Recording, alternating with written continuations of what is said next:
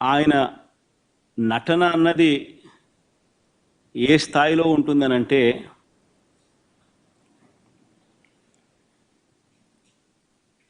తానిచ్చిన హామీలను తానే ఎగరగొడతాడు.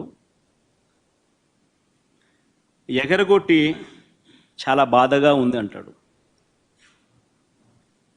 ఆవేదనగా ఉందంటాడు, రాష్ట్రం క్లిష్ట పరిస్థితుల్లో ఉందంటాడు, భయం వేస్తుంది అని కూడా అంటాడు,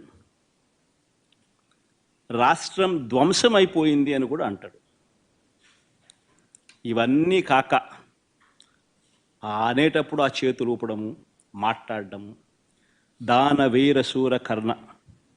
ఎన్టీ రామారావు గారి సినిమా మీరు చూశారో లేదో కానీ ఆయనకు కాదు ఏదైనా అవార్డు ఏదైనా ఉంటే నటనలో అవార్డు ఇవ్వాల్సింది, చంద్రబాబు నాయుడు గారికి అవార్డు ఇస్తే ఇంకా బాగా పర్ఫెక్ట్గా సరిపోతుంది.